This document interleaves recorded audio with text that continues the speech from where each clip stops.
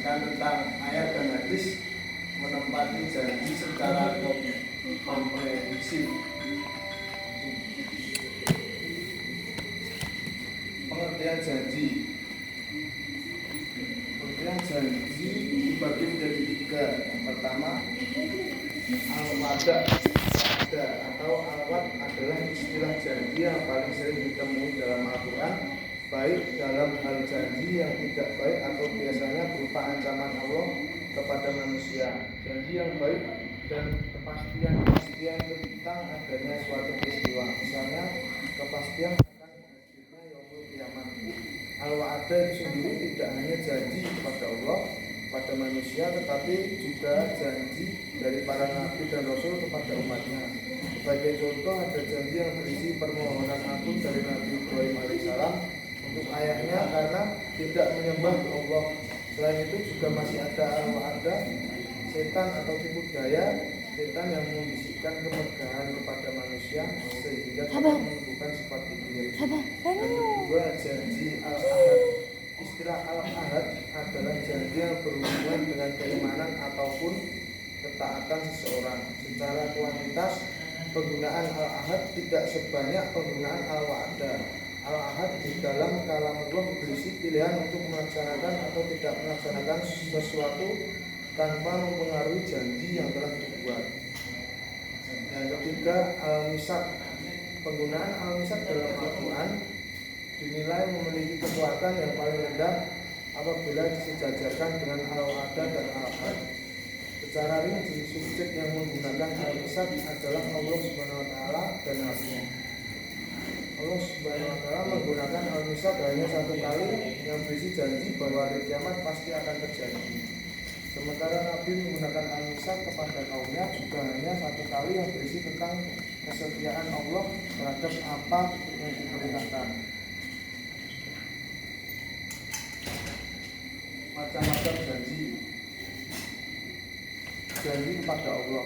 Janji manusia kepada Allah ditunjukkan dengan mempercayai kehadiran Allah, Tuhan pemilik seluruh alam semesta.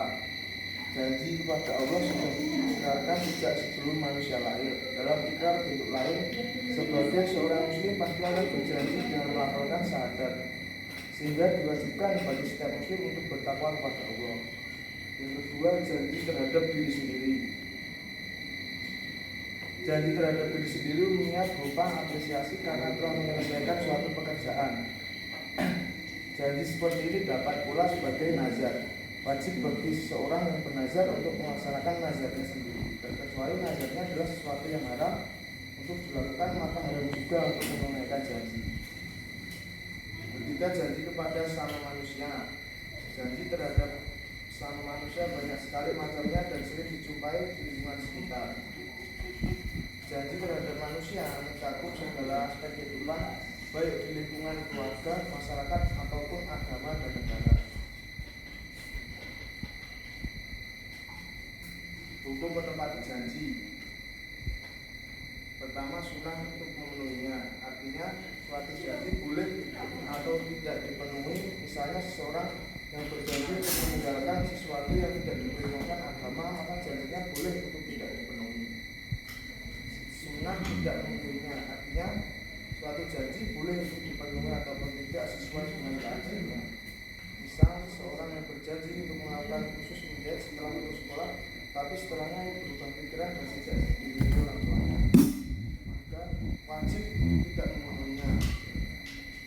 Artinya janji yang dibuat adalah janji yang tidak sesuai dengan syariat agama, sehingga wajib baginya untuk memenuhinya. Selanjutnya akan dibacakan oleh Kak Amanda. Selanjutnya, tafsir ayat Al-Quran mengenai menepati janji. Terdapat dalam Quran surat Al-Ma'idah ayat 1, maaf itu keliru bacanya, yang berbunyi Bismillahirrahmanirrahim, ya ayyuhalladzina amanu ufu bil uqud uhillat lakum bahimatul an'ami illama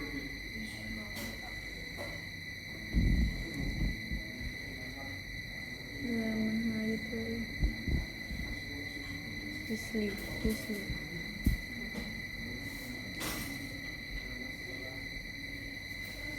illa man yutla alaikum ghairu muhillas sayyidi wa antum hurum innallaha yahkumu ma yurid. Yang berarti, hai orang-orang yang beriman, penuhilah janji-janji itu. Dihalalkan bagimu binatang ternak kecuali yang akan dibacakan kepadamu. Yang demikian itu dengan tidak menghalalkan berburu ketika kamu sedang mengerjakan haji. Sesungguhnya Allah menetapkan hukum-hukum menurut yang dikehendakinya. Tafsiran yang akan kita bahas di sini tidak satu ayat penuh, melainkan hanya penggalanya saja, yaitu ya ayyuhalladzina amanu ufu bil uqud.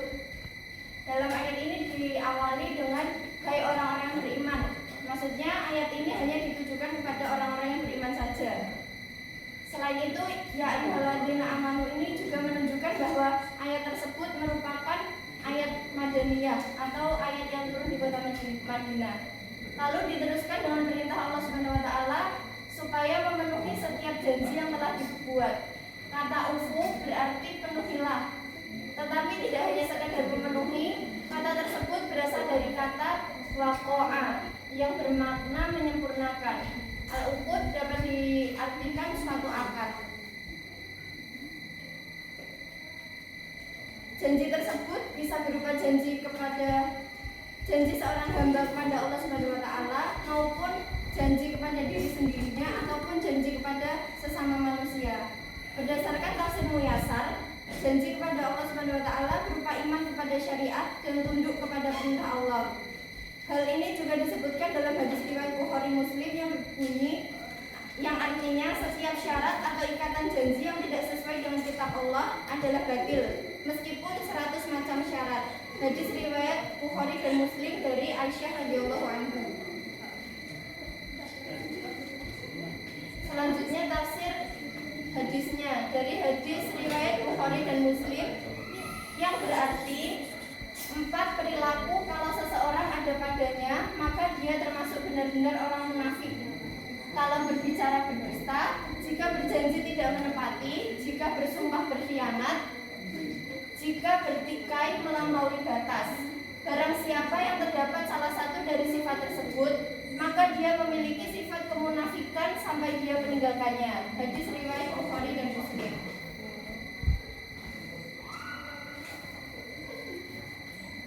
Dari hadis yang diriwayatkan oleh Bukhari dan Muslim tersebut dijelaskan bahwa orang-orang yang benar-benar disebut munafik memiliki 4 tanda atau 4 ciri. Yang pertama yaitu idza haddatsa kadzdzaba, yaitu seseorang yang apabila berbicara selalu berdusta atau berbohong. Yang kedua idza ahada ghadara, yaitu seseorang yang apabila berjanji dia tidak menepati atau mengingkarinya. Yang ketiga idza wa'ada akhlafa, yaitu seseorang yang diberi amanah tidak dapat dipercaya atau orang yang ketika bersumpah dia berkhianat. Dan yang terakhir idza wa'ada akhlafa, yaitu orang-orang yang ketika bertikai atau berselisih dia melampaui batas.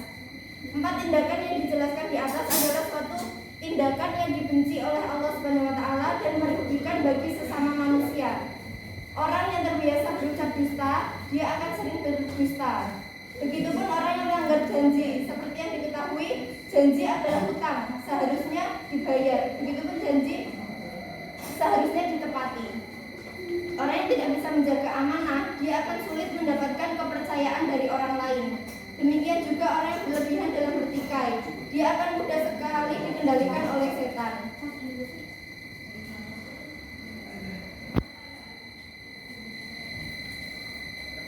Dari uraian yang disampaikan oleh kelompok kami, dapat kita ambil kesimpulan bahwasanya janji adalah sesuatu yang sifatnya mengikat antara orang yang berjanji dengan apa yang dijanjikannya.